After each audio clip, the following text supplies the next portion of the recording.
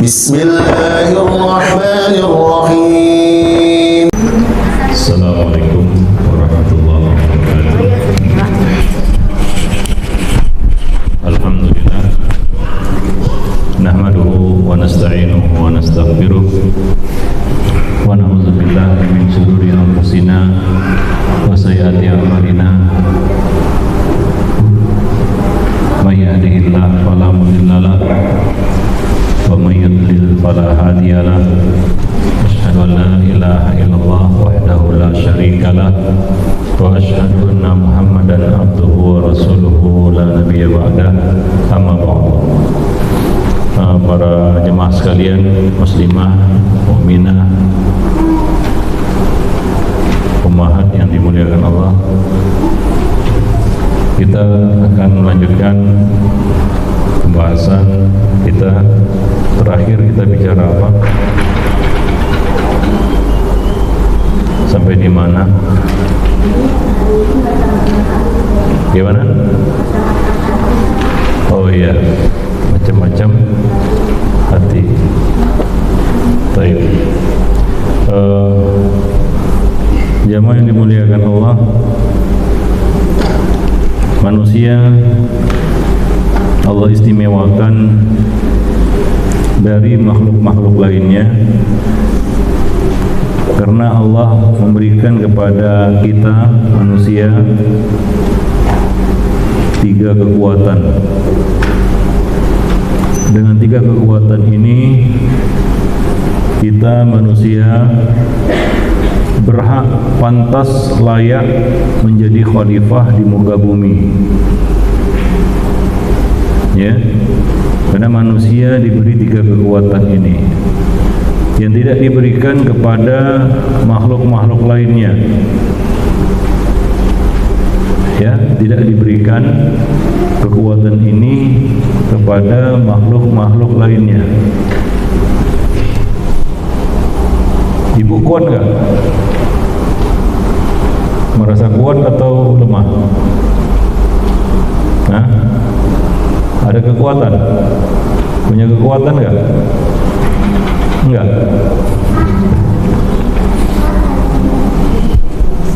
Manusia diberi Allah 3 kekuatan. Ya, 3 kekuatan. Kekuatan apa aja itu? Apa 3 kekuatan yang Allah berikan kepada manusia yang tidak Allah berikan kepada makhluk-makhluk lainnya?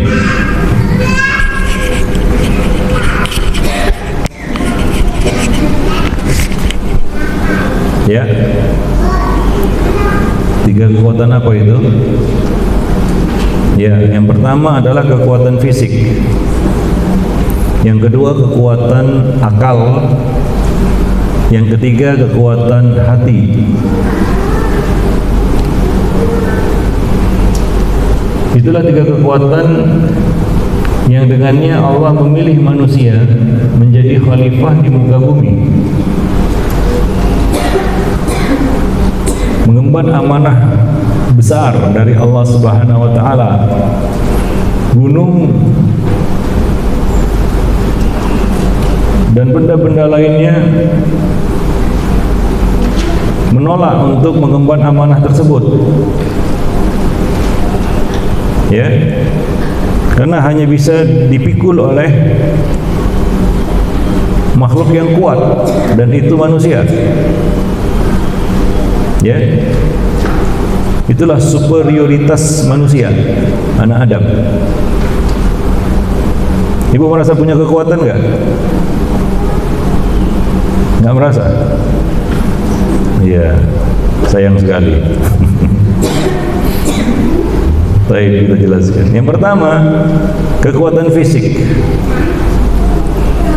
Allah beri kita kekuatan fisik sehingga kita bisa mengelola bumi Allah Subhanahu wa taala ini, bisa memakmurkannya, bisa membangunnya.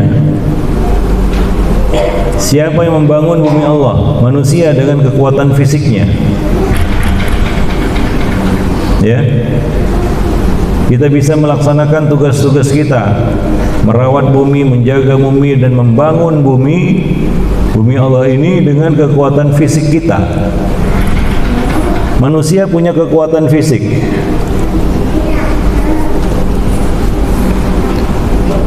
Namun bukan manusia saja punya kekuatan fisik. Hewan-hewan juga punya kekuatan fisik, makhluk lainnya juga punya kekuatan fisik. Bahkan kekuatan fisik mereka lebih besar, lebih hebat daripada kekuatan fisik manusia. Ya, banyak hewan itu fisiknya lebih kuat daripada manusia, betul nggak? Contohnya apa?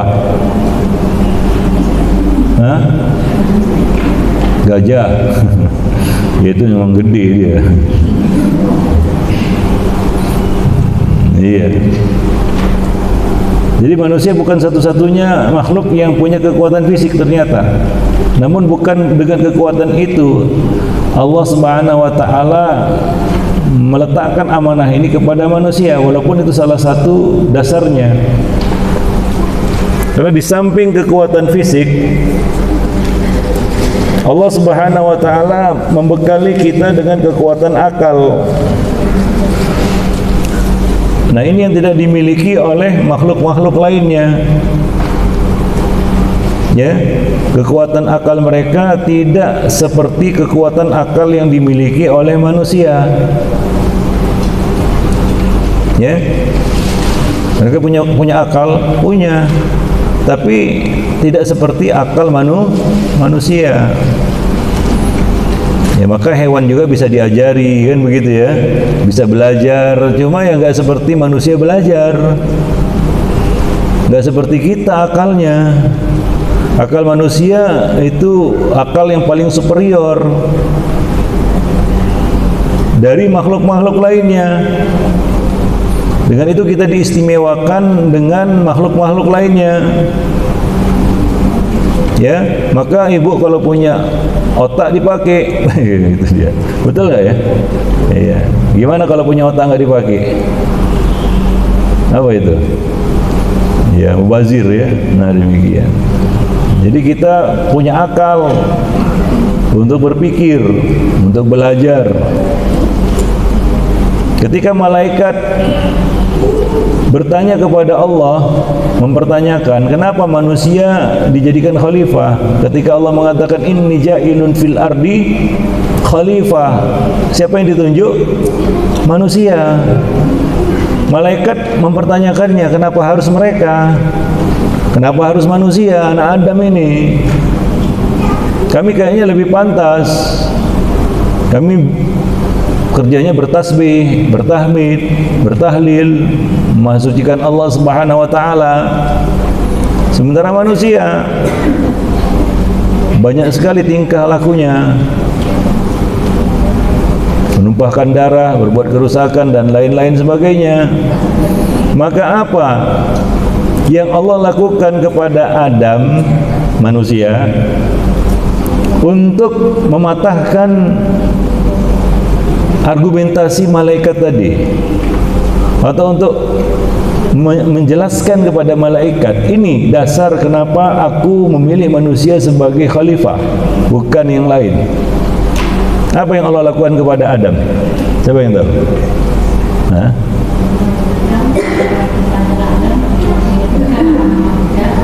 Iya. Yang Allah lakukan kepada Adam adalah Allah mengajarkan kepada Adam semua nama. Wa 'allama Adam al-asma'a kullaha.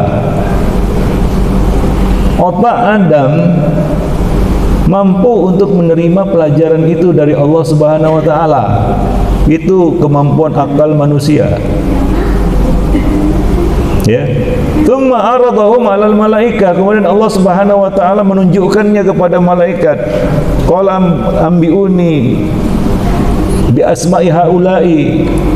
Coba terangkan ini nama benda-benda ini. Perkara-perkara ini. Apa kata malaikat? Qalu la ma ilma lana illa ma 'allamtana. Subhanaka ma ilma lana illa ma 'allamtana. Maha suci Engkau ya Allah, kami tidak punya pengetahuan tentang ini. Malaikat tidak punya kemampuan akal untuk bisa memahami benda-benda itu. Adam mampu. Makanya para ulama mengatakan manusia itu lebih hebat daripada malaikat. Betul ya? Ibu lebih hebat daripada malaikat.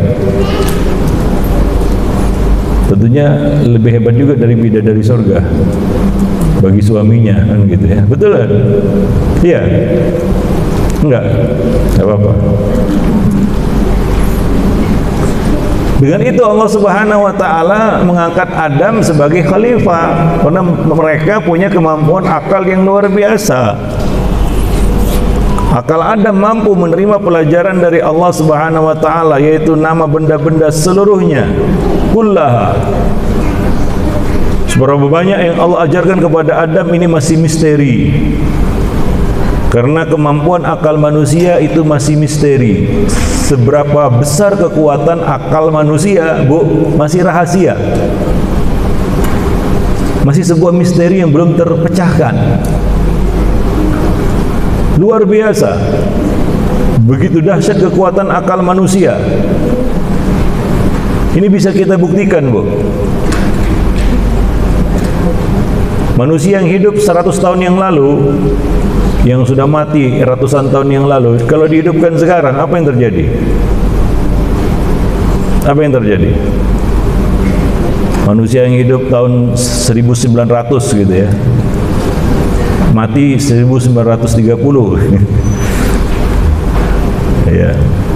Jika dia hidup sekarang ini, apa yang terjadi, Bu? Kira-kira lah, terbengong-bengong dia. Apa dunia ini katanya? Ya, heran dia. Ada handphone, ada mic. Ini apa ini? Nggak tahu. Ya. Terbengong-bengong dia. Kenapa terbengong-bengong dia? Dia terheran-heran melihat bagaimana kekuatan akal manusia yang menciptakan benda-benda ini yang dia tidak pernah lihat sebelumnya. Ya, kemajuan-kemajuan teknologi yang dihasilkan oleh kekuatan akal manusia yang enggak terpikir oleh manusia zaman dulu itu. Padahal otaknya kan sama besarnya. Kalau beda tipis lah, Betty. Nah, seandainya ibu hidup 100 tahun kemudian, walaupun itu tipis kemungkinan,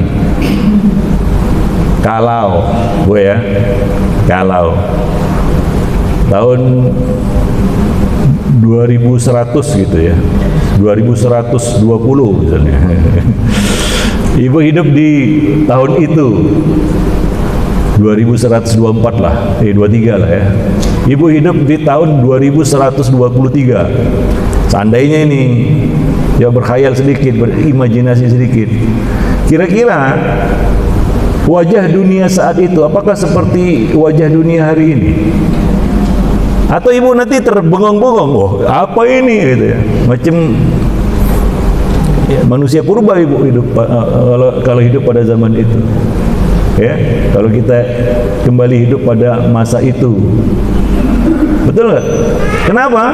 Karena mungkin melihat perkembangan teknologi yang dihasilkan oleh kekuatan akal manusia, dan kita nggak tahu itu seberapa kuat akal manusia itu, masih misteri, Bu. Luar biasa itu. Para jemaah yang dimuliakan Allah, ya. Nah, maka dari itu berkaitan dengan kekuatan otot atau kekuatan fisik dan kekuatan akal ini, Allah perintahkan kita, satu, makan dan minum. Kulu wasrabu, makan dan minumlah kamu untuk menjaga kekuatan fisik kamu. Ya, puasa pun kan ada makannya ya. Sahur itu makan sahur. Buka itu namanya makan buka, kan begitu ya. Nah, nggak boleh kita mudaratkan diri sendiri dengan tidak makan begitu sampai lemah. Ya, kita diperintahkan untuk menjaga kekuatan fisik. Karena kalau kita tidak sehat fisiknya, lemah, apa yang bisa kita lakukan? Ya, Sementara Nabi mengatakan, al-mu'minul qawi khairun wa ahabbu ila Allah minal mu'minid dha'if. Mukmin yang kuat itu lebih disukai Allah, lebih dicintai Allah daripada mukmin yang lemah. Jadi mukmin itu harus kuat. Jadi mukminah juga harus kuat. Ya jangan melempem gitu ya. Ya jangan lemah. Mukmin itu harus kuat. Maka di dalam Al-Quran Allah Subhanahu Wa Taala menjelaskan pada awalnya ini hukum yang pertama turun. Satu orang mukmin nggak boleh lari berhadapan dengan 10 orang musuh. Bayangkan tuh, 1 lawan 10, itu mukmin nggak boleh lari. Ya, dia harus bisa hadapi itu. 1 lawan 10, bayangkan Bu. Kemudian Allah ringankan. Ya, karena Allah tahu kamu bertambah lemah kekuatannya. Allah ringankan 1 banding 2, yaitu seorang mukmin tidak boleh lari berhadapan dengan 2 orang musuh. Itu kalau nggak kuat, bagaimana bisa melakukannya, Bu? Betul nggak? Jadi mukmin itu harus kuat. Jangan cengeng, jangan lemah, kan begitu ya? Nah demikian. Maka kita harus menjaga kekuatan fisik kita. Dengan apa? Makan dan minum.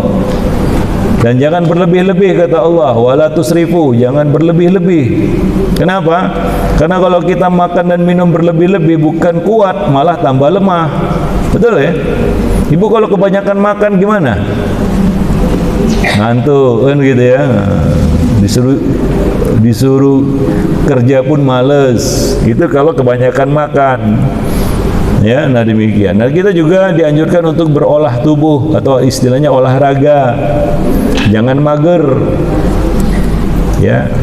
Ya terutama juga ibu-ibu. Kadang-kadang ibu-ibu ini mentang-mentang ibu-ibu malas olahraga. Mentang-mentang akhwat, mentang-mentang ummahat nggak mau olahraga. Susah olahraga pakai jilbab, itu bukan alasan sebenarnya. Saya yakin ibu-ibu di sini rajin olahraga ini, sehat semua. Ya. Nah, demikian. Nah, berkaitan dengan akal, untuk menjaga kekuatan akal kita, Allah Subhanahu wa taala perintahkan kita untuk berpikir. Karena kekuatan akal itu perlu diasah. Maka Allah memuji orang-orang yang berpikir dan menyuruh kita untuk berpikir. Afala ta'qilun, afala tatafakkarun.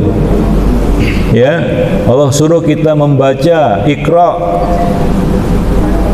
Karena membaca itu betul-betul melatih pikiran. Ya, melatih akal. Ya, nah, jadi kita harus menjaga kekuatan akal. Jangan membiarkan akal itu jadi lemah akal. Ya, nggak bisa berpikir. Maka Allah mencela orang-orang yang punya otak tapi nggak dipakai. Seperti apa? Kal an'am, seperti hewan ternak. Ya, dia punya akal tapi nggak mau dipakainya itu. Ya, maka gunakanlah akal kita ya untuk memahami ayat-ayat Allah, untuk memahami agama yang Allah turunkan kepada kita, dan untuk memberikan manfaat kepada umat manusia. Jangan jadi orang yang malas berpikir. Mukmin itu adalah orang yang suka berpikir. Itu ciri-ciri mukmin. Apa kata Nabi? Tafakkaru fi ala'illah, berpikirlah kamu tentang ciptaan-ciptaan Allah. Wala tatafakkaru fi dzatillah, jangan berpikir tentang zat Allah. Itu kurang kerja namanya. Ya, para jemaah yang dimuliakan Allah. Nah, kemudian Allah larang kita dari hal-hal yang bisa melemahkan fisik dan melemahkan akal. Misalnya yang bisa melemahkan fisik apa? Makan makanan yang mudarat, bangkai babi, darah, dan makanan-makanan sejenisnya yang itu bisa melemahkan tubuh karena bisa membuat tubuh sakit. Karena kalau tubuh sakit jadi lemah. Ya, kita dilarang memakan makanan yang buruk. Allah mengatakan kulu min thayyibati ma razaqnakum. Makanlah yang baik-baik yang Allah rezekikan kepada kamu. Kita dilarang memakan hal-hal yang membahayakan tubuh. Makan racun misalnya dilarang. Nah, kemudian juga kita dilarang untuk melakukan sesuatu yang bisa melemahkan akal. Apa perkara yang bisa melemahkan akal? Apa coba? Bu, tahu nggak? Serius nggak menjaga kekuatan akal? Kira-kira apa yang membuat akal itu lemah? Nggak tahu ya? Ya udah. Allah haramkan minuman keras. Kenapa? Miras. Kenapa Allah haramkan minuman keras? Karena bisa melemahkan akal. Karena orang mabuk itu nggak bisa berpikir jernih, ngawur, kan begitu ya.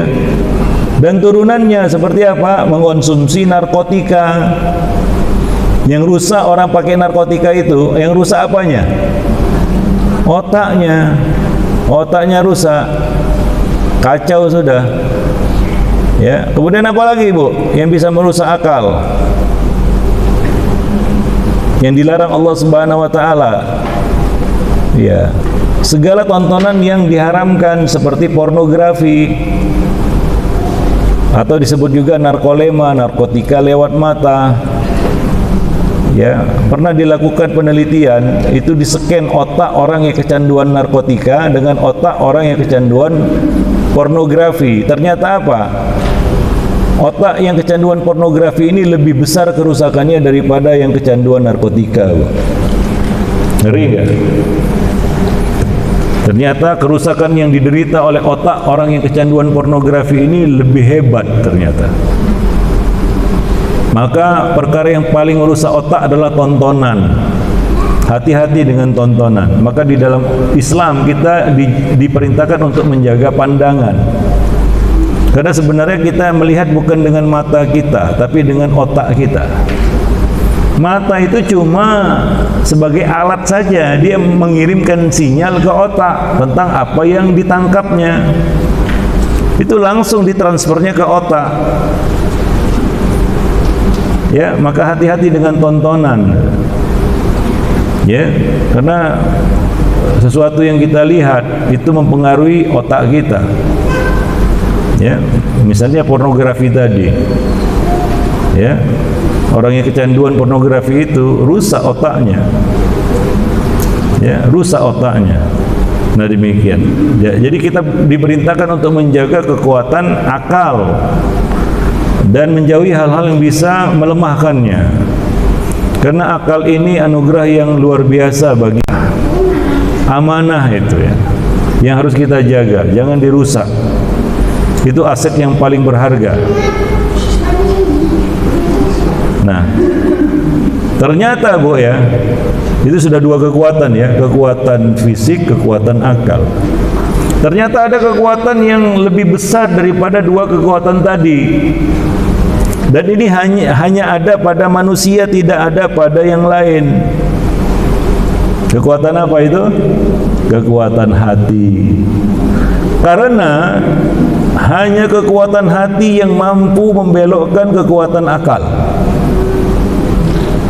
Kalau kita tadi sudah bicara kekuatan akal itu luar biasa, ternyata apa? Kekuatan hati itu lebih besar daripada kekuatan akal. Itulah kekuatan yang paling superior pada diri manusia. Ya, kekuatan paling superior, paling tinggi pada manusia. Dahsyat itu, kekuatan hati itu. Oleh karena itu Bu, kadang-kadang T itu kalah sama M. Tahu nggak? T kalah sama M. Tahu maksudnya? Kekuatan tahu kalah sama kekuatan mau.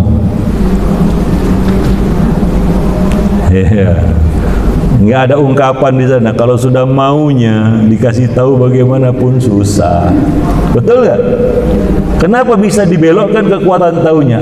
Apa yang membelokkan itu? Kekuatan maunya itu. Manusia punya kehendak dan itu kekuatan paling superior. Nggak ada pada makhluk lainnya. Bahkan saking tingginya kekuatan ini itu diletakkan di bawah kehendak Allah. Bayangkan itu. Apa kata Allah? Wa ma tasyauna illa an yasha Allah. Dan tidaklah kamu berkehendak melainkan itu di bawah kehendak Allah. Itu kehendak manusia. Itu kekuatan hati namanya. Luar biasa itu. Para jemaah yang dimuliakan Allah. Maka hati-hati dengan hati. Apa? Hati-hati dengan hati. Kekuatannya luar biasa. Kalau kekuatannya itu positif, bahagia. Kalau kekuatannya itu negatif, sengsara. Udah, itu dia. Kekuatan akal ternyata bukan yang terkuat. Ya, maka agama ini bukan sekedar ibu tahu atau tidak tahu. Tapi yang lebih penting dari itu adalah ibu mau atau tidak mau. Untuk masuk surga kita bisa tahu, bisa. Ada buku 175 jalan menuju surga, ibu bisa hafal itu. Ya. Nah, pada dasarnya manusia dibekali kemampuan akal untuk tahu baik dan buruk, betul nggak?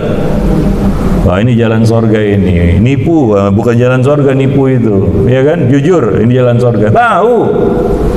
Manusia punya kemampuan dasar untuk mengetahui itu dengan akal mereka. Maka urusan masuk surga itu bukan hanya sekedar tahu atau tidak tahu. Ya. Apa kata Nabi? Semua umatku, kullu ummati yadkhulunal jannah. Semua umatku masuk surga. Illa, kecuali apa? Yang tidak mau. Ya, kecuali yang tidak mau. Yaitu apa? Kalah kekuatan akalnya dengan kekuatan hatinya. Maka hati kalau sudah bengkok, bagaimanapun lurusnya akal tetap bengkok. Maka Allah katakan di dalam Al-Quran, fa innaha la ta'mal absar walakin ta'mal qulubul lati fis sudur. Sesungguhnya yang buta itu bukan penglihatan mereka, tapi hati yang ada di dalam dada. Ya. Nah, demikian para jemaah yang dimuliakan Allah. Maka Allah perintahkan berkaitan dengan hati ini apa? Allah perintahkan kita untuk selalu membersihkan hati. Qad aflaha man zakkaha. Sungguh beruntunglah orang-orang yang selalu membersihkan hatinya. Wa qad khaba man dassaha, dan celakalah, binasalah, sengsaralah orang-orang yang selalu mengotorinya. Itu treatment yang harus kita lakukan terhadap hati. Yaitu apa? Kita jaga kebersihan hati itu. Karena yang sangat menentukan. Apa dalilnya bahwa hati ini adalah kekuatan paling superior pada manusia? Apa dalilnya? Apa dalilnya, Bu? Bahwa hati adalah kekuatan yang paling superior, paling tinggi pada manusia, lebih tinggi daripada kekuatan-kekuatan lainnya. Apa dalilnya? Ayo, siapa yang tahu? Ada hadisnya itu. Hadis ini kalau bicara hati pasti muncul. Nggak tahu? Hadisnya populer sekali. Kalau bicara hati, hadis ini pasti dibawakan biasanya. Apa? Yaitu hadis Nabi, ala inna fil jasadi mudghah idza salahat salahal jasadu kulluh wa idza fasadat fasadal jasadu kulluh. Ada sekerat daging, jika baik, baik semuanya, jika rusak, rusak semuanya. Apa itu? Ala wahyal qalbu. Melalui hadis ini Nabi ingin menjelaskan kepada kita bahwa hati itu adalah kekuatan paling superior pada manusia. Dia penentu baik buruknya.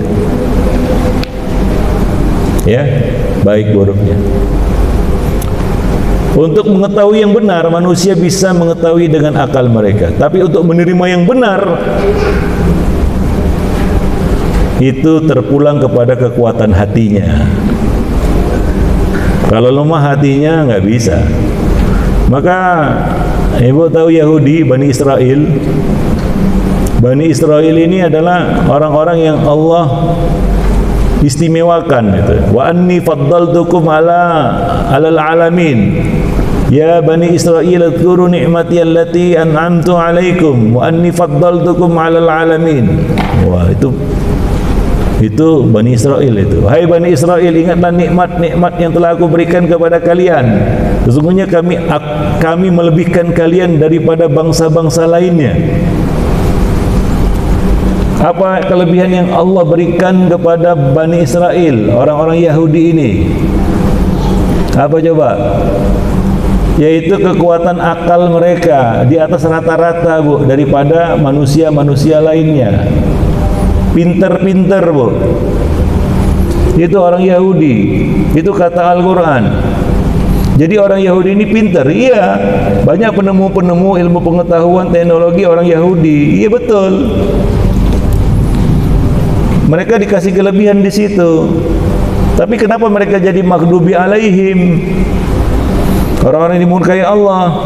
Apa masalah mereka ini? Apakah mereka bodoh-bodoh? Enggak bodoh. Bahkan mereka pinter. Apa masalah mereka? Coba. Apa masalah orang-orang Yahudi ini, Bani Israel? Hah? Ibu belum bangun kayaknya. Pasif amat. Enggak mau ngomong. Apa masalah orang Yahudi, Bu? Hah? Iya, bilanglah, itu aja susah. Hati mereka, apa kata Allah di dalam Al-Quran? Mereka sendiri mengakuinya. Mereka berkata, qulubuna ghulf. Qalu qulubuna ghulf. Mereka berkata, siapa? Orang-orang Yahudi berkata, hati kami ini ghulf, terkunci. Itu masalah orang-orang Yahudi. Otaknya enggak terkunci. Tapi kalau hati sudah terkunci, kata Nabi apa? Kacau semuanya jadinya, lemah jadinya. Kenapa? Karena tidak memiliki kekuatan hati. Itu masalah orang Yahudi. Ya, orang Yahudi ini pintar dalam urusan dunia dan agama. Iya. Bukan hanya urusan dunia mereka pintar. Dalam urusan agama juga orang-orang Yahudi ini pintar. Banyak tahunya istilahnya. Ya. Ini bukan kata saya, kata Al-Quran. Allah mengatakan di dalam Al-Quran, alladzina, surah Al-Baqarah ya, alladzina atainahumul kitab ya'rifunahu kama ya'rifuna abna'ahum. Orang-orang yang telah kami berikan Alkitab, yaitu orang Yahudi, mereka mengenali Nabi sebagai Nabi lebih daripada mereka mengenali anak mereka sendiri. Lebih. Atau seperti mereka mengenali anak mereka sendiri. Ibu pernah enggak disuruh jemput anak ke sekolah, salah ambil? Yang dibawa pulang anak orang lain, pernah enggak? Kalau pernah parah itu. Anak mantan pula dibawa pulang. Payah. Pernah enggak salah bawa? Oh, anak orang lain rupanya, balikan lagi ke sekolah. Enggak kan? Kenapa? Karena ibu sangat mengenal anak sendiri, betul kan? Itu istilahnya apa? Seperti saya kasih pertanyaan, 1 tambah 1 sama dengan berapa?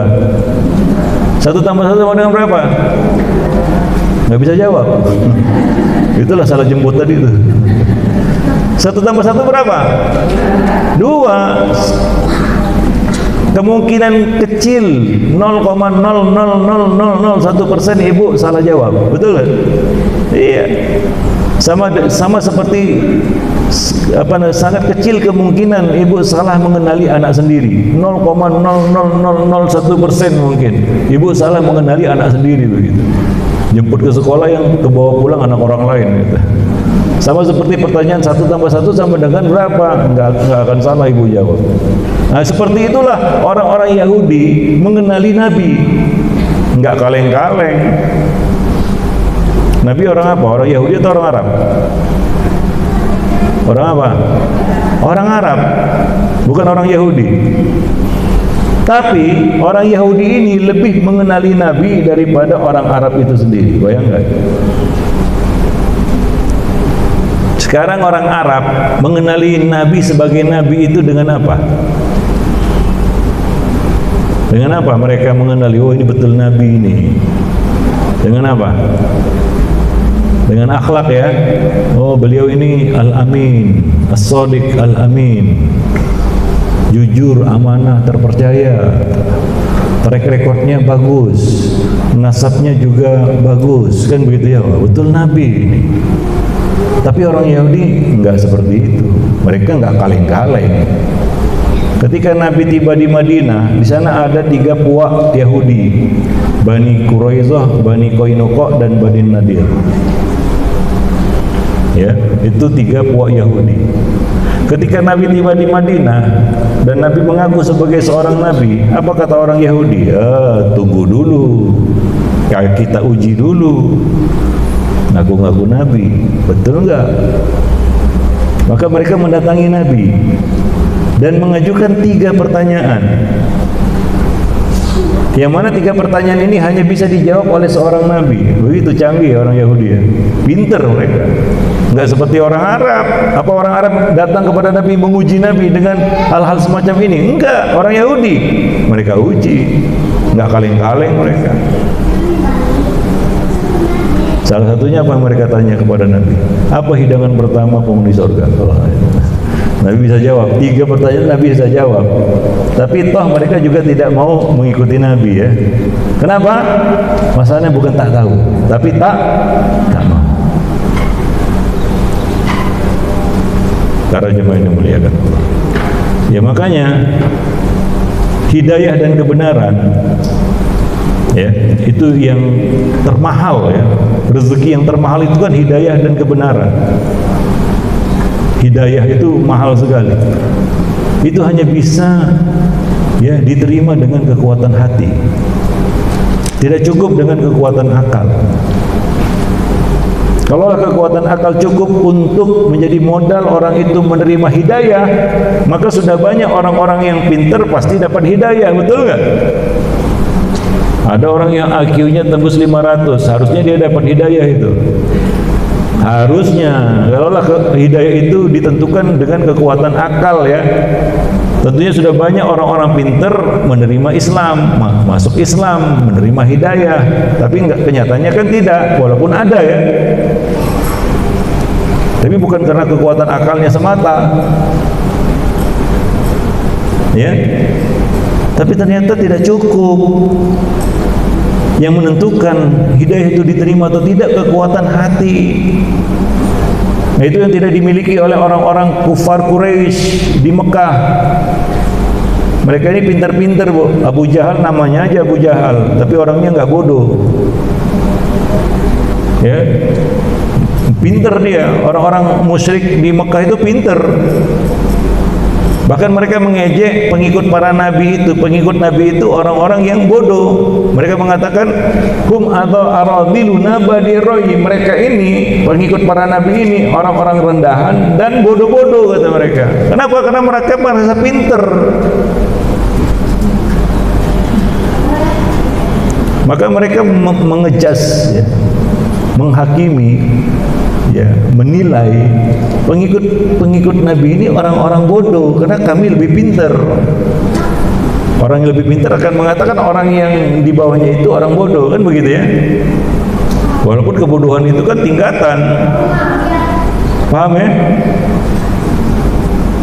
Nah demikian. Coba lihat itu. Fir'aun, Haman, Qarun, ini orang bodoh atau orang pintar? 3 orang ini. Hah?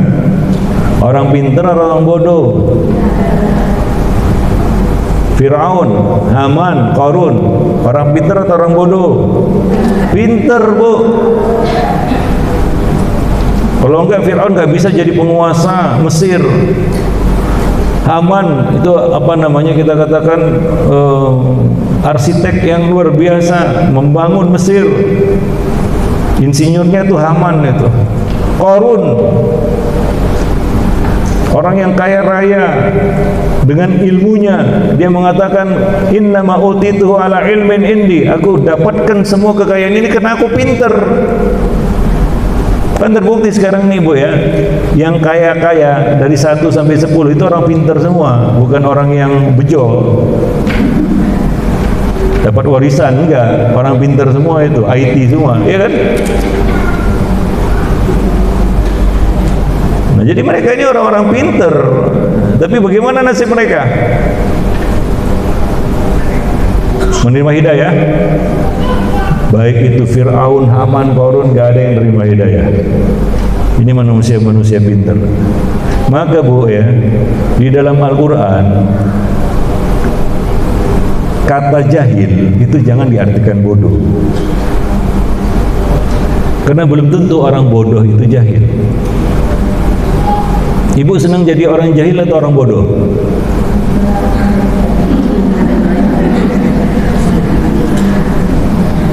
Saya ulangi pertanyaan saya, pahami baik-baik. Ibu senangnya jadi orang jahil atau orang bodoh? Saya kan suruh pilih. Ibu lebih senang jadi orang jahil atau jadi orang bodoh? Coba pilih. Hah? Gak bisa jawab. Sekali lagi saya tanyakan, ibu pilih jahil atau bodoh? Pilih, saya nggak nyuruh pilih dua-duanya atau nggak pilih dua-duanya. Pilih salah satu dari keduanya. Pilih jahil atau bodoh? Nah itu kan belum paham berarti kajian yang saya sampaikan tadi. Udah payah saya sampaikan tapi nggak paham juga. Pilih jahil atau bodoh?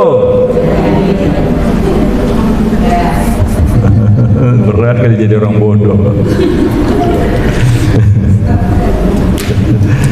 Iya, nggak mau jadi orang bodoh? Nggak mau? Ibu akan dikatakan bodoh oleh orang yang lebih pintar dari ibu. Jangan marah. Ibu bodoh kan? Bodoh bagi orang yang lebih pintar dari ibu. Kenapa ibu keberatan jadi orang bodoh? Nah, kita lahir bodoh juga kok. Jahil jangan Bu. Jangan jahil, maka Al-Quran bunyinya wala takun minal jahilin. Jangan kamu termasuk orang yang jahil.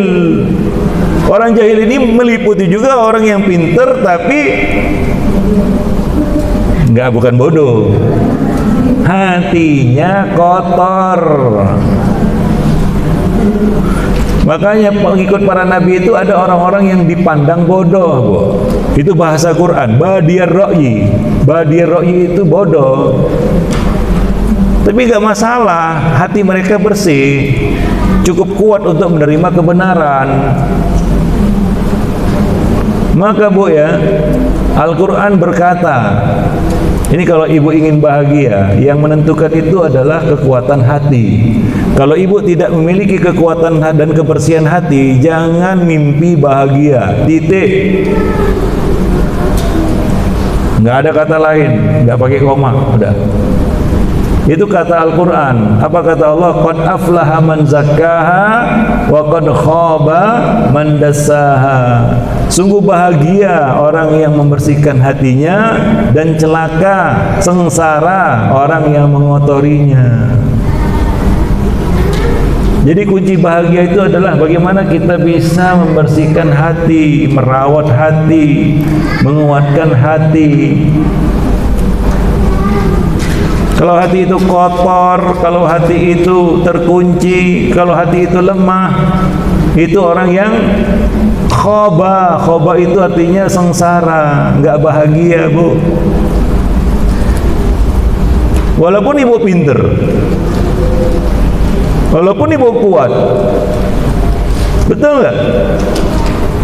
Berapa banyak orang-orang yang kuat secara finansial, fisik, semuanya, akalnya pinter, nggak ketulungan lagi pinternya, tapi hatinya kotor, hatinya lemah, nggak bisa bahagia. Tapi kalau hati itu punya kekuatan, dia hidup, ya.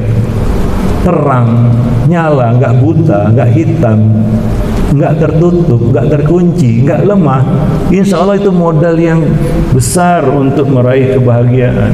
Ibu pasti bahagia. Maka kita diperintahkan untuk membersihkan hati dan dilarang untuk mengotorinya. Apa yang membuat hati itu kotor?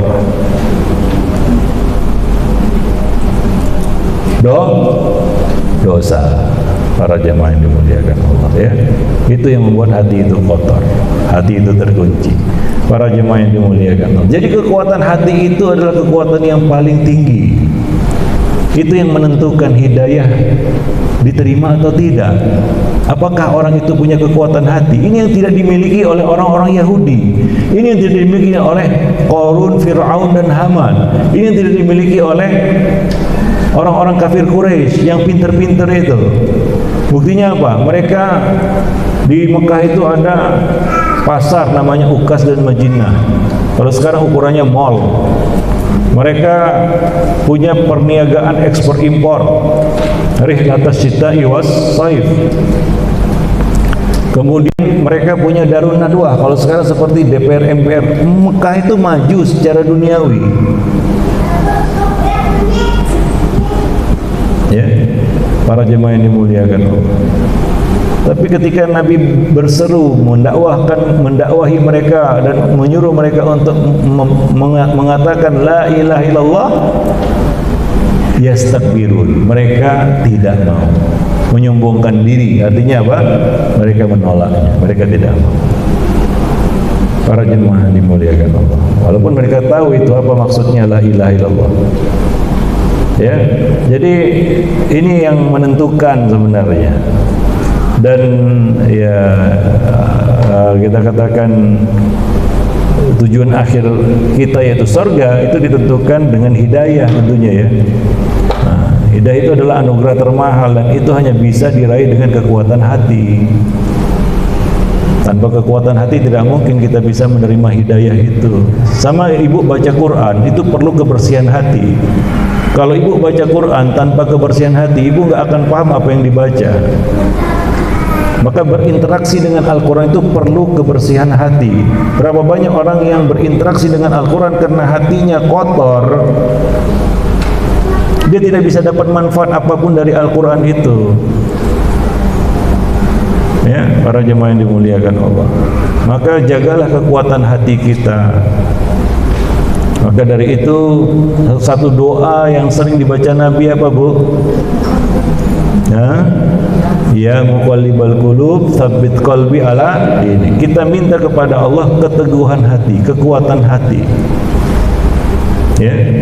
Nah demikian. Karena kalau hati sudah lemah semuanya, kata Nabi seperti itu. Ala inna fil jasadi mudghah. Idza salahat salahal jasadu kulluh, idza fasadat fasadal jasadu kulluh.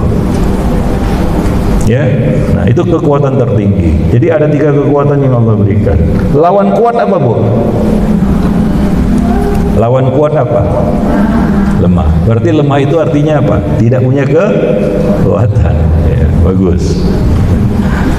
Ya. Ibu takut lemah nggak? Ibu takut nggak lemah? Baik itu lemah lah. Ibu takut nggak? Nggak takut lemah?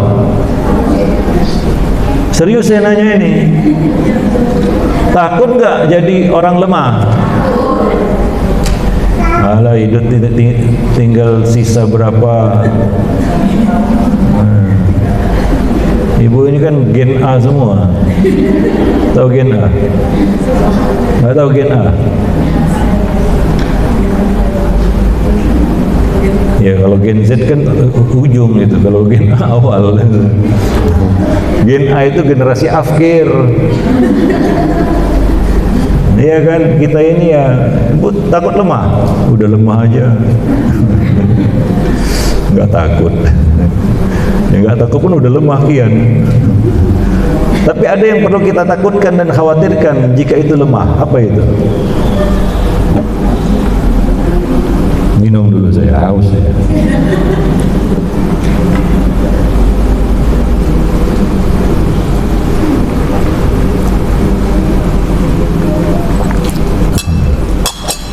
Ibu wajib khawatir kalau ini lemah.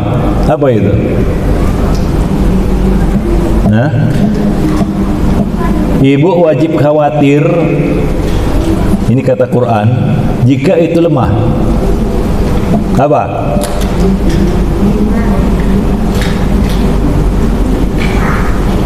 Apa coba? Nggak tahu? Ya udah, saya bacakan ayatnya. Dengarkan baik-baik ayatnya. Surat An-Nisa ayat 9. Bisa dibuka yang bawa mushaf. Surat apa? An-Nisa ayat 9.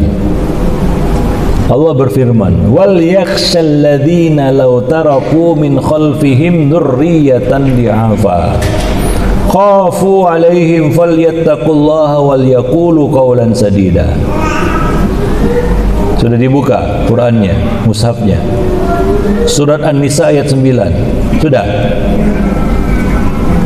Sudah tahu artinya ya? Saya artikanlah. Dan hendaklah orang-orang itu takut seandainya mereka meninggalkan anak-anak keturunan yang lemah, yang mereka khawatirkan masa depan mereka. Maka bertakwalah kamu kepada Allah dan katakanlah kata-kata yang benar. Itu terjemahannya ya. Ya. Jadi di sini Allah menyuruh kita untuk takut dan khawatir. Siapa yang kita khawatirkan? Anak-anak keturunan kita yang lemah, alias gak punya kekuatan. Ibu khawatir gak ini? Ragu saya. Jangan-jangan ya biasa aja, biar aja lah. Nggak khawatir juga.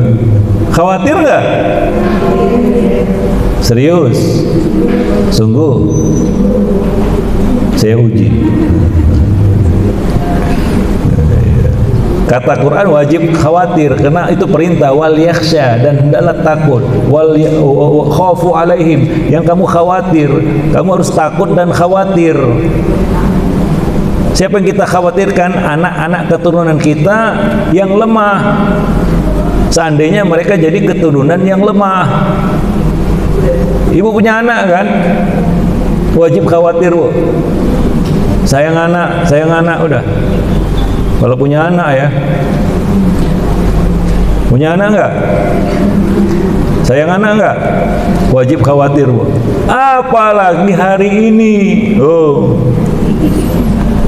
Aduh, nggak tahu, saya nggak bisa ngomong udah. Kelemahan apa yang kita takutkan atas anak-anak keturunan kita?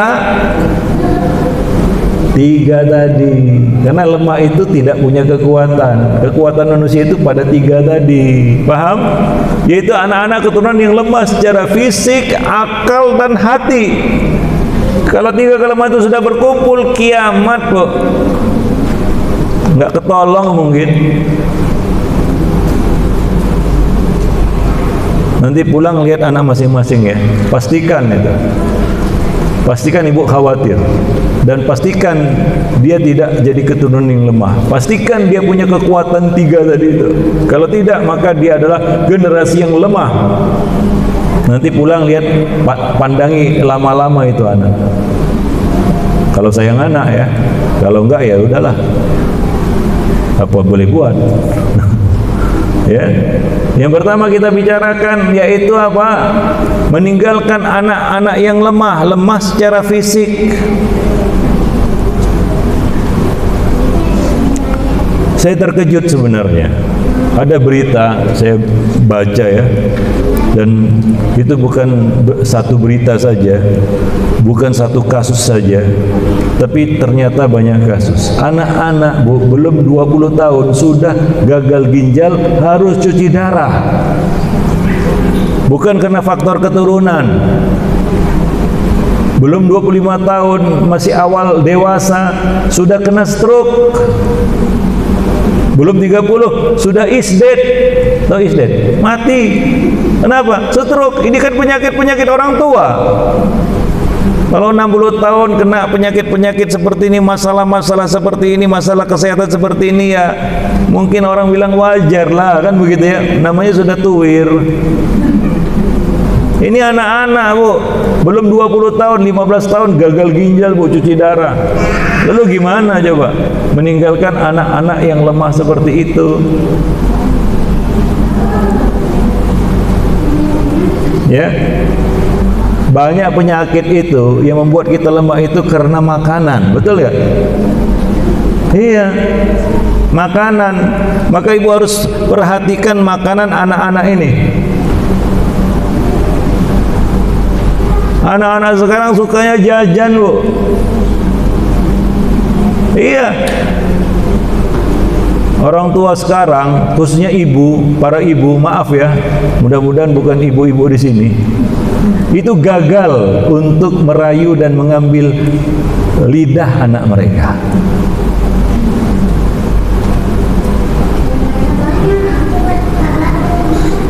Kita generasi zaman dulu ya, generasi jadul, kita masih kenal itu yang namanya masakan ibu ya.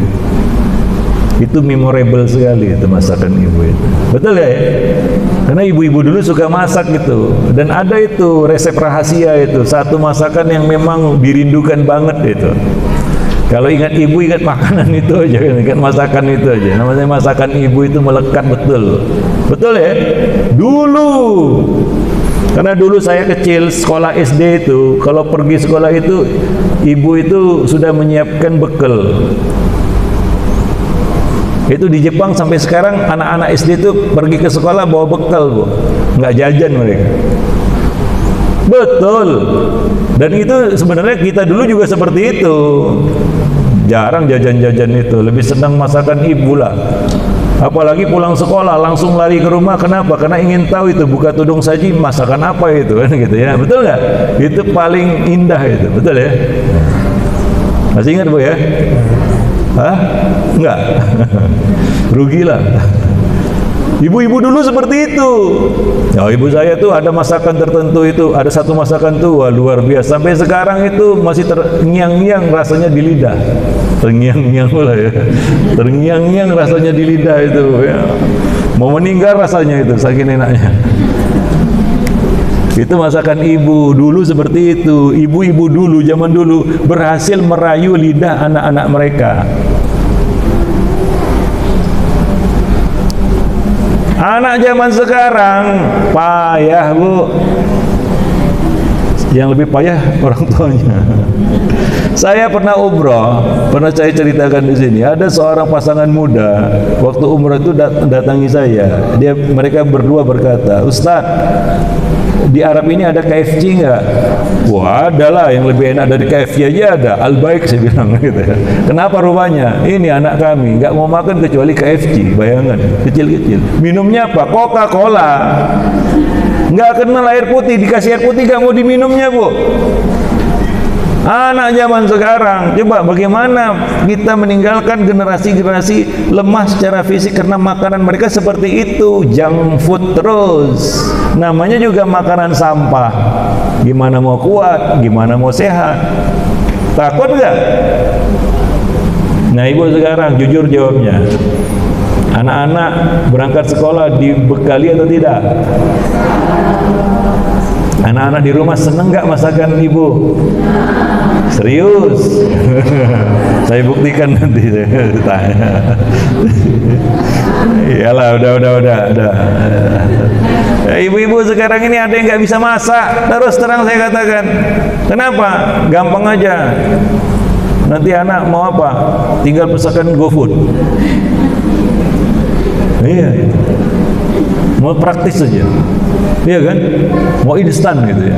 Nah anak-anak sekarang juga ya karena itulah yang dia dapat dari orang tuanya, ya dia oke-oke aja kan begitu ya. Akhirnya mereka terbiasa jajan di luar. Kita tahu makanan di luar sana itu sehat atau nggak sehat? Jujur aja.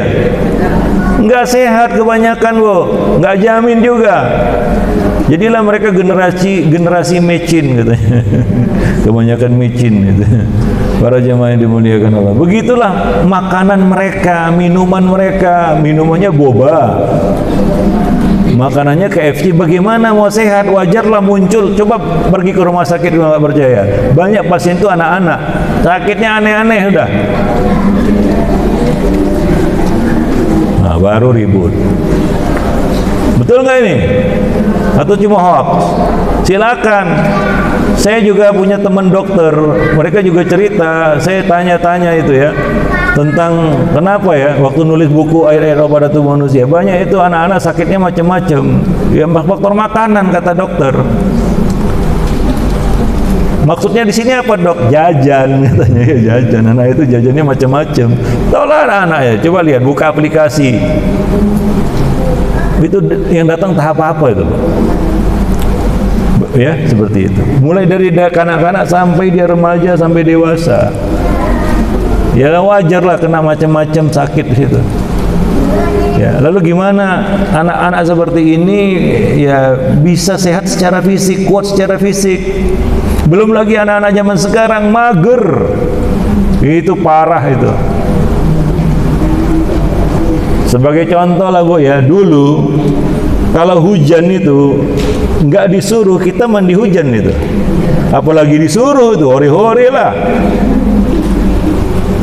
Dulu waktu kita kecil mainannya apa? Patok lele kan gitu ya, main layangan, ya main gundu, lereng kan gitu ya, main guli kalau di Medan namanya. Ya, kalau perempuan, anak perempuan main karet kan gitu ya, macam-macam tuh. Main alif cindung gitu ya, macam-macam. Permainannya fisik semua, gerak semua itu, ya kan? Anak zaman sekarang mana ngerti main karet Bu? Karet tinggi itu lompat dia, cep gitu kan gitu ya. Anak-anak perempuan dulu kan gitu. Ya. Itu anak ya Bu, masih ingat ini ya. Tahu ya? Setinggi ini tuh bisa mereka itu, cep gitu. Ini lincah gitu kan gitu. Dulu seperti itu anak-anak perempuan. Perempuan zaman sekarang, anak-anak sekarang disuruh mandi hujan pun nggak mau dia Bu. Hujan sana mandi hujan. Oh, enggak. Kenapa? Di dalam kamar. Ya, namanya generasi rebahan.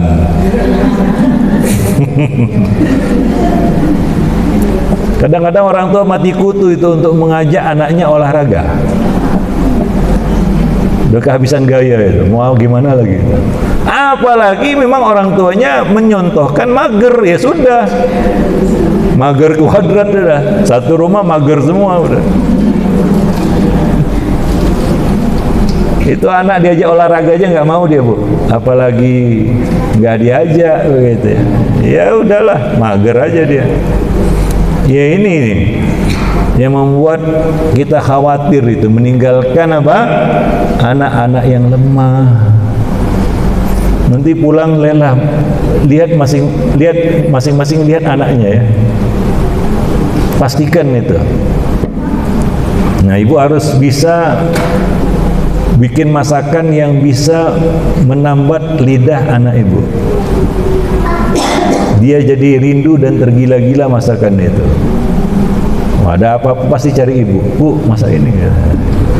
Ibu punya resep pamungkas, resep andalan gitu ya, resep andalan istilahnya kan gitu ya. Nah, harus punya itu untuk apa namanya kita katakan mengambil lidah anak kita itu, bukan mengambil hatinya, mengambil lidahnya dulu lah. Ya, wallahu a'lam bishawab. Baik. Apalagi ibu punya anak perempuan, harus dibekali dengan keterampilan masak itu untuk anak-anak mereka juga nanti kan gitu ya, untuk cucu-cucu ibu. Ini kadang-kadang anak remaja putri sekarang masuk dapur nggak tahu membedakan ketumbar sama merica. Parah Bu. Iya, boleh kita uji. Anak-anak perempuan putri, remaja-remaja putri hari ini masuk dapur nggak ngerti dia, disuruh ambil ketumbar, bolak-balik yang mana katanya, begitulah dia. Gimana mau masak Bu? Tapi kalau disuruh GoFood, pinter kali itu, pinter sekali. Memang anak sekarang pinter menguras ya apa namanya rekening orang tuanya.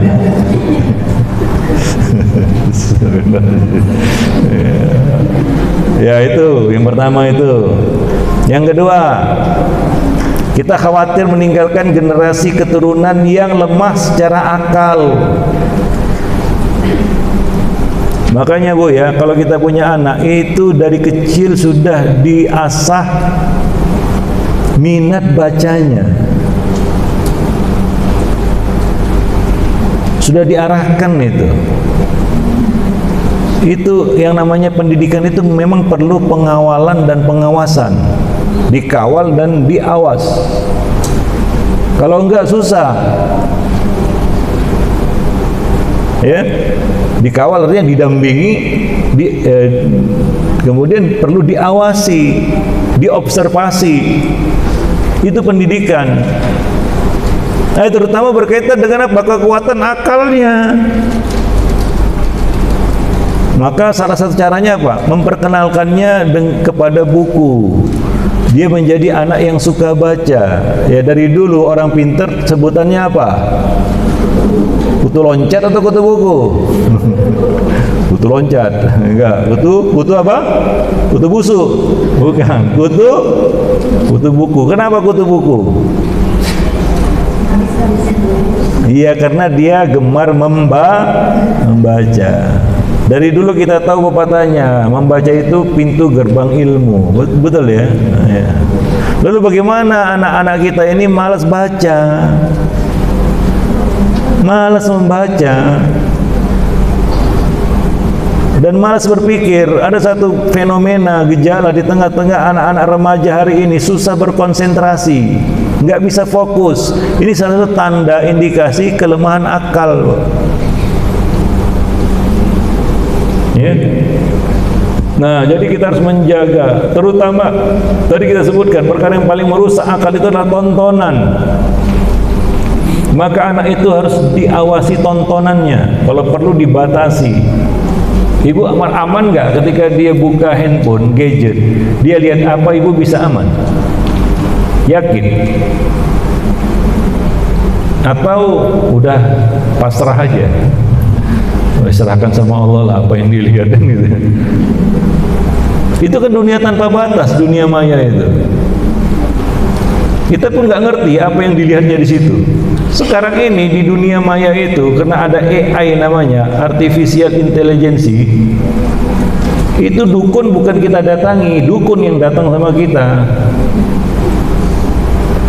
Orang dulu datang ke meja judi, Bu. Sekarang judi yang mendatanginya. Betul nggak? Ngeri. Dia bukan ingin membuka konten pornografi, enggak, tapi itu datang mengejarnya. Itulah dunia maya. Dan pengaruh terburuk dari tontonan itu adalah akal. Sudah. Ya, maka coba lihat ya. Orang yang susah fokus, gak bisa belajar, menghafal susah, itu pasti itu pengaruh apa? Tontonan. Ya, yaitu dosa mata ini luar biasa. Dosa mata itu akibat terburuknya adalah kota, karena sangat dekat jaraknya. Sangat dekat jaraknya.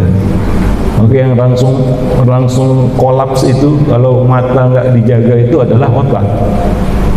Yang langsung kolaps, Bu, kalau mata nggak dijaga adalah otak. Kalau kita udahlah generasi akhir, gitu ya, anak-anak ini yang ngeri. Ya kalau kita nggak peduli ya sudahlah, masa bodoh ya sudahlah, tutup cerita lah. Tapi kalau kita peduli, memang jadi pikiran kita tiap malam. Gitu. Bagaimana membatasi? Nah, makanya perlu pendampingan. Kalau kita tidak bisa menyita benda ini dari tangan mereka, minimal kita memang harus mengawasinya. Ya, mengawasinya. Ya paling baik adalah tidak memberikan benda ini kepada anak-anak memang kalau mau selamat. Para jemaah yang dimuliakan Allah. Wallahu a'lam bishawab. Jadi kita khawatir meninggalkan anak-anak yang lemah akalnya. Maka dari itu anak-anak itu harus dilatih berpikir, Bu. Harus dilatih berpikir. Ya. Ya, namanya otak kan perlu diasah. Ya, maka Nabi caranya bagaimana? Nabi sering melontarkan pertanyaan-pertanyaan kepada anak-anak. Mereka jawab, kan begitu ya? Untuk merangsang gitu. Ya, sekali lagi yang paling penting dalam pendidikan itu adalah yang perlu kita berikan kepada mereka adalah waktu gitu. Ya, waktu berkomunikasi dengan anak gitu ya. Itu penting. Dari situ kita bisa mengetahui seberapa jauh kekuatan akal mereka. Jangan sampai kita meninggalkan anak-anak keturunan yang lemah secara akal. Ya, memang benda ini mudarat besar bagi anak-anak.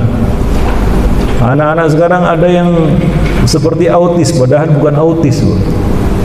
Bahkan ada orang tua yang memvonis anaknya autis, padahal enggak autis. Dia kira autis itu, ternyata enggak. Anaknya terlalu hiperaktif. Ya biasa, itu kan tanda-tanda apa? Autisme kan begitu ya. Ternyata enggak autis. Ketika dokter melihat anak ini, ini bukan autis pak, ini enggak autis ini. Masa dok, udah kayak gitu kelakuannya, dia lompat di atas meja kaca tuh, pecah, gedebrak gitu. Pokoknya hiperaktif. Apa analisa dokter? Pak, ini anak kacau otaknya gara-gara gadget. Pasti anak ini dari kecil sudah pegang gadget kan? Iya, kata orang tuanya. Kacau jadi otaknya. Ya. Nah, demikian para jemaah yang dimuliakan Allah. Aduh, susah kalau kita bicara ini. Nggak bisa tidur kita. Ya. Nah, tapi ada kelemahan yang ini luar biasa ini. Kalau ini juga lemah, kiamat sudah. Yaitu apa? Meninggalkan anak-anak keturunan yang lemah hatinya. Lemah hatinya. Para jemaah yang dimuliakan Allah. Ya. Apa maksudnya lemah hati? Anak-anak lemah hatinya. Itu anak-anak tidak dibekali dengan apa? Dengan kekuatan akidah, dengan kekuatan iman. Ini harus kita tanamkan. Yang namanya rukun iman itu harus ditanamkan. Rukun Islam dilatih. Karena itu berkaitan dengan apa? Kegiatan fisik kalau rukun Islam. Tapi kalau rukun iman, anak ibu nggak sholat, ibu tahu, dan ibu suruh dia sholat, betul nggak? Tapi masalah iman, bagaimana ibu tahu? Nggak tahu kita kan? Kalau kita tidak dekat dengan anak, itu perlu ya kita katakan interaksi dengan anak itu, membaca anak ini bagaimana suasana hatinya. Ya, maka rukun iman itu harus ditanamkan ke dalam hati anak supaya anak itu memiliki kekuatan hati. Itu dasar kekuatan hati itu iman, akidah. Ya, hari ini coba lihat, ada orang tua yang dikejutkan dengan pernyataan anaknya, Mi, saya ini sholat untuk menghargai Abi dan Umi aja. Katanya seperti itu. Sebenarnya saya nggak begitu yakin dengan surga dan neraka. Begitu kata anaknya, udah remaja itu, Bu. Jadi tidak apa ya kita katakan, tidak diasas, tidak dibangun kekuatan hatinya dengan akidah. Maka para nabi itu mengkhawatirkan itu. Mereka bertanya, "Ma ta'buduna min ba'di?" Apa yang kalian sembah sepeninggalku? Itu kekuatan akidah membangun hubungan anak ini dengan penciptanya. Ya, para jemaah yang dimuliakan, dan itu perlu kita interaksi yang intens dengan anak itu sehingga kita tahu. Hati itu kan di dalam, nggak tahu kita apa isinya, Bu. Tapi kalau dia nggak sholat, kita tahu kan, nggak sholat, sholat kan gitu ya. Puasa. Itu rukun Islam. Tapi rukun iman, gimana ibu tahu? Ya tiba-tiba terkejut, ternyata anaknya kurang nggak begitu yakin dengan surga neraka. Banyak sekarang ini remaja-remaja yang nggak begitu yakin dengan surga neraka, Bu. Itu kan perkara imaniyah ya. Yang kita khawatirkan hari ini adalah gelombang ateisme yang dipropagandakan secara masif oleh musuh-musuh Islam ke tengah-tengah remaja-remaja Islam, generasi-generasi muda Islam. LGBT dan turunannya itu riak-riak kecilnya aja, Bu. Itu ekornya itu. Kepalanya itu apa? Itu tadi. Gelombang ateisme ini yang melanda orang-orang Eropa sana, masyarakat Barat, orang-orang kafir di luar sana. Hingga udah nggak ada lagi agama. Yang memang tinggal agama yang ada hari ini cuma Islam. Yang lainnya itu nggak agama, udah. Sudah rontok semuanya, Bu. Para jemaah yang dimuliakan Allah. Karena gerakan propaganda ateisme ini luar biasa. Ini menakutkan sebenarnya. Ya bagaimana kalau anak-anak kita itu lemah hatinya, sudah jadi mangsanya aja, Bu. Hilang, sudah lenyap. Gimana, Bu? Merasa khawatir atau tidak? Pusing ya? Nah, rasain. Ya, kita sama-sama pusing sebenarnya. Pusing, betul pusing. Kita semua kan pasti menghadapi masalah anak. Betul ya? Ini masalah anak ini adalah masalah yang berusaha kita hindari. Kalau bisa nggak usah kita dengar. Kalau bisa di-delete. Ibu senang ngaji apapun, betul. Mau ngaji ini fun-fun aja. Ngaji sirah apalagi senang dengan cerita kan gitu ya. Sampai tertegun-tegunan gitu ya. Nah. Tapi kalau sudah bicara anak, pusing, udah Ustaz tutup, nggak usah materi itulah. Kalau ada materi yang lain nggak gitu. Karena begitu pulang, itu yang dihadapi. Realita kehidupannya itu, yang relate dengan kehidupan kita itu. Ibu pulang ke rumah nanti, pasti itu masalahnya. Ngelihat anak, aduh gimana. Iya kan? Dapat laporan dari sekolah, pusing, uring-uringan. Itu dia. Tapi kalau ibu ngaji yang lainnya, senang-senang aja ibu. Fun-fun aja. Iya kan? Nggak berat lah. Paling tinggal dipahami aja gitu. Tinggal konsentrasi sedikit, paham ibu. Gitu ya. Tinggal mau sedikit, bisa dieksekusi. Bisa dilakukan dia aja. Tapi masalah anak, waduh.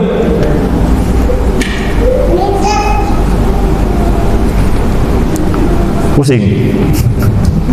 Silakan nanya. Ya udah, materinya sampai di sini dulu, udah jam 11.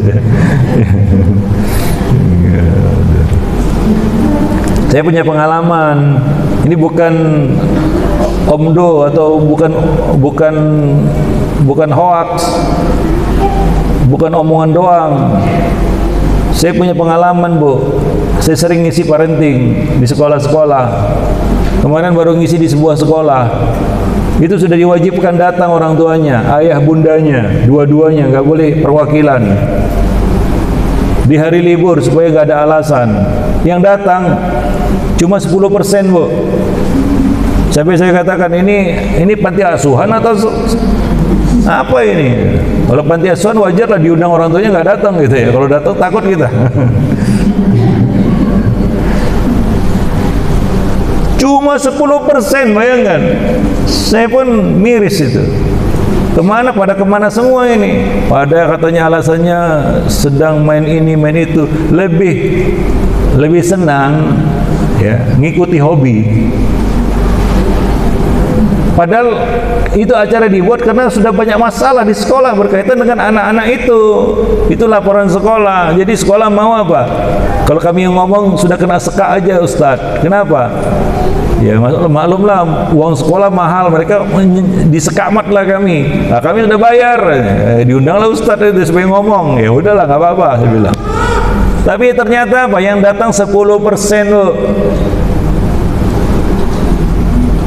Itu pun pakai perwakilan. Ada yang datang suaminya, istrinya nggak datang. Ada yang datang ayahnya, ibunya nggak datang. Ada yang datang ibu, ayahnya nggak datang. Memang nggak perhatian dan memang mau lari dari masalah ini, itu dia.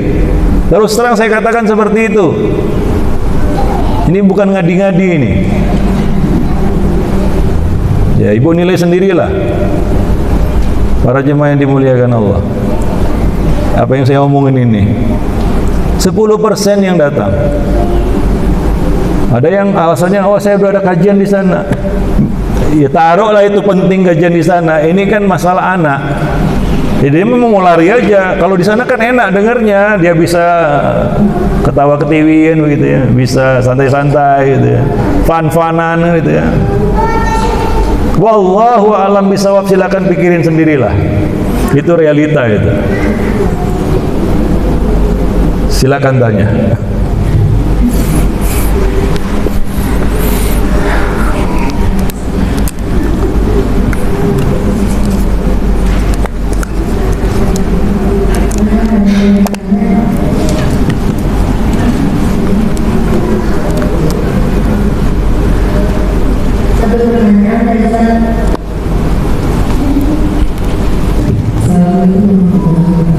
Waalaikumsalam. Iya. Bagaimana kita supaya anak kita yang selalu bisa lembut, bisa mendengar apa yang kita kasih, kita arahkan gitu. Karena memang zaman sekarang bagaimana milenial, gimana caranya kita, apakah kita perlu ada kelas sedikit atau bagaimana? Memang kalau orang tua maunya itu yang indah-indah semua. Iya, itu memang keinginan orang tua. Iya kan? Ya hewan aja ingin baik untuk anaknya, apalagi manusia, kan begitu ya? Wajar itu. Keterlaluan lah kalau maunya buru-buru, kan begitu ya? Anak saya maunya kasar, gimana caranya, kan nggak mungkin. Ya. Ya kan? Anak saya maunya nakal, Ustaz, jangan jadi anak baik-baik. Nggak ada seperti itu, kan gitu ya. Maunya yang indah-indah semua, kan begitu. Taib itu suatu yang dimaklumi. Ya. Ada satu hal nih sebenarnya, sejujurnya saya katakan, mendidik itu perlu mendampingi. Pendidikan itu sama dengan pendampingan. Coba tanyakan kepada diri kita, sudah berapa banyak waktu yang kita luangkan untuknya? Itu aja. Poin pertama itu. Karena mendidik gak mungkin tanpa memberikan waktu. Orang tua sekarang dia kasih materi kepada anaknya nggak berat, nggak marah juga dia, ya kan? Apalagi punya, saya ini kerja keras ya untuk anak saya lah, katanya begitu ya. Ya bagus. Tapi Bu, kalau anaknya minta waktu,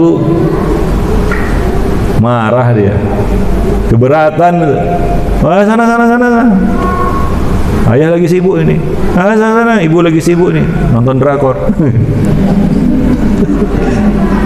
Gak mau diganggu dia, diambil waktunya berat.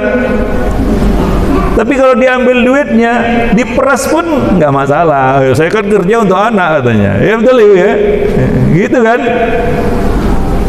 Betul nggak ini? Tapi kalau sudah diminta waktunya, susah. Itu yang berat kita berikan kepada anak. Mindset orang tua sekarang, mendidik itu sama dengan menyediakan biaya pendidikan. Itu salah. Sehingga dia nggak mau lagi terlibat, berpartisipasi, apalagi menjadi aktor utama. Orang tua itu aktor utama, guru itu cuma figuran.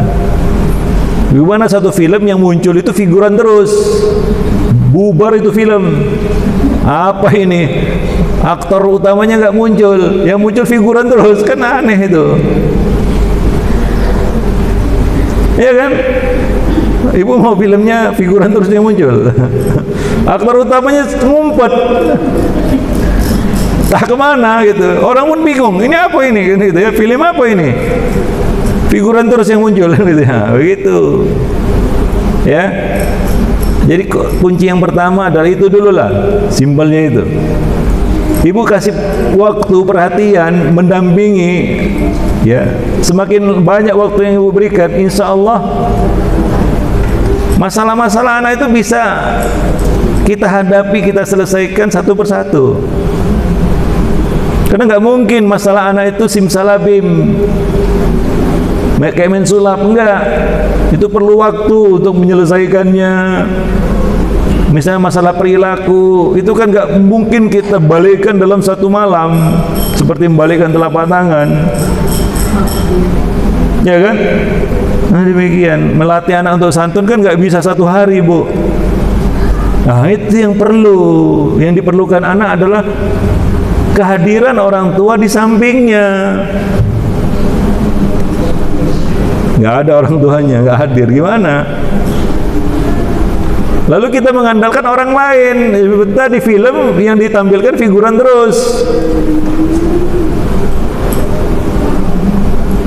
Nah, ini perlu ayah bunda di sini. Kok kajian kita jadi parenting ya? Perlu apa? Kerjasama ayah bunda. Saling bahu-membahu itu, memberi waktu itu. Jika kalau anak itu terus didampingi, Bu, insya Allah lah. Ya, dia akan jauh larinya. Ya itu, kalau bisa didampingi terus insya Allah. Ya kita pun tahu apa yang harus kita lakukan kepada anak itu. Misalnya supaya lembut bagaimana kita contohkan bicara yang lembut kan gitu ya. Sekali nggak bisa 2 kali, 2 kali 3 kali, terus menerus.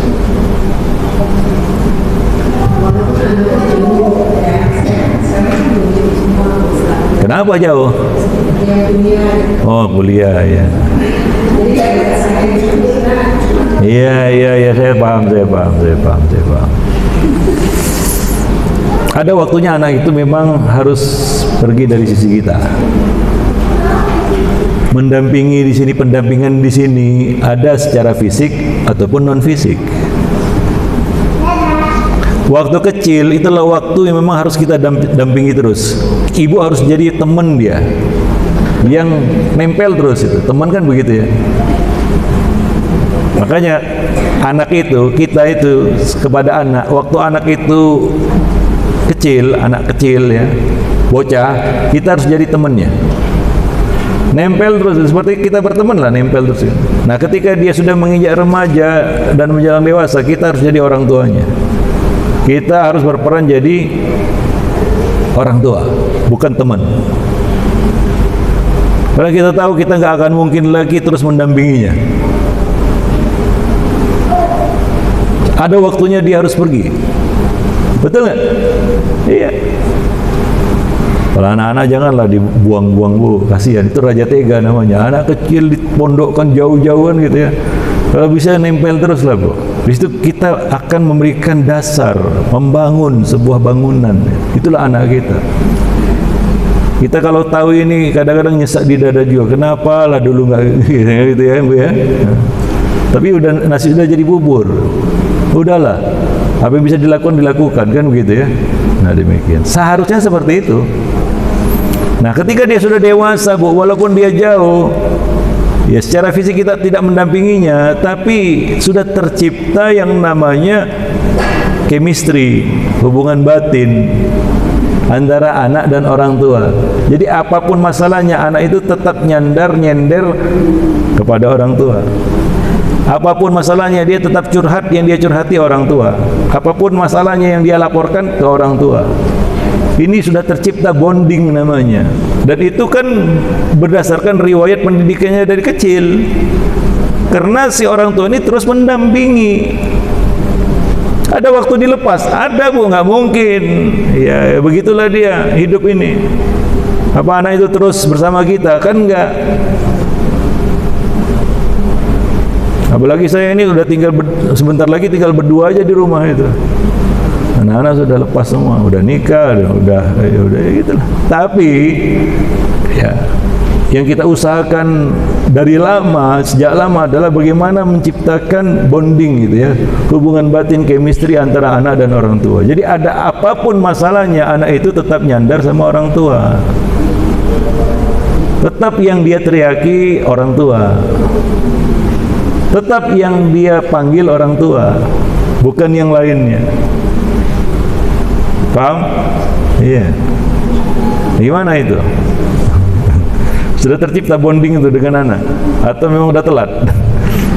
Nggak dekat sama anak dari kecil. Maka sayang kadang-kadang kita punya anak kecil-kecil, kita tinggal, kita jauh darinya. Itu sayang. Apapun alasannya, mau alasan dunia dan lain sebagainya. Karena anak ini lebih berharga daripada harta. Berapa banyak orang yang bergelimang hartanya, sudah tua dia, anak-anak nggak punya perhatian sama dia. Kenapa? Nggak tercipta hubungan sebenarnya. Nggak dirindukan juga. udah lidah gagal dirayu kan gitu ya. Jadi nggak ada kerinduannya sama orang tua sudah. Nggak punya memori juga, nggak punya kenangan juga, ya sudah nggak ada bonding sama sekali, lepas gitu aja. Ada seperti itu, dia sesali itu. Aduh nyesal saya Ustaz, kenapa? Sejak kecil saya itu memang udah kerjanya di luar terus, sekolah tahunan, akhirnya anak itu sudah besar, nggak begitu kenal sama saya. Ya tahu dia ayahnya begitu. Nah begitulah mahalnya Bu ya, waktu bersama anak itu lebih mahal daripada harta yang kita kejar-kejar itu, yang lintang pukang, pergi pagi pulang malam kan gitu ya. Peras keringat banting tulang gitu ya untuk mengejarnya. Anak kita abaikan, padahal itu kan aset yang lebih berharga sebenarnya. Ya tapi sekarang manusia seperti itu gimana? Apa boleh baut? Ya, ibu ya. Jadi tolong beri waktu untuknya. Kalau misalnya lah Bu ya, waduh saya dulu nggak dekat, ya sudah seperti ini kondisinya, nggak dekat juga, keterlaluan. Ya, nah demikian. Wallahu a'lam. Berusaha mendekat. Saya kalau mau ikut-ikut selera Bu, lebih enak tinggal di Medan. Tahu kenapa saya pindah ke Jakarta ini? Untuk mendampingi anak. Kuliah semua di sini kan. Ya mau nggak mau lah. Enaknya enak tinggal di Medan lah, makanannya enak kan begitu ya, nggak ribet seperti Jakarta, nggak bayar tol mahal gitu ya. Macet lagi ya. Di Medan mana ada macet, nggak ada lampu merah soalnya. Merah pun lampu nggak berhenti gitu. Kacau. Ya demikian. Ya begitulah ya. Wallahu alam, sudahlah sampai sini dulu lah pening kita. Pusing kita sudahi dulu di sini karena waktunya sudah habis ya. Subhanakallah bihamdik, asyhadu an la ilaha illa anta, astaghfiruka. Assalamualaikum warahmatullahi wabarakatuh.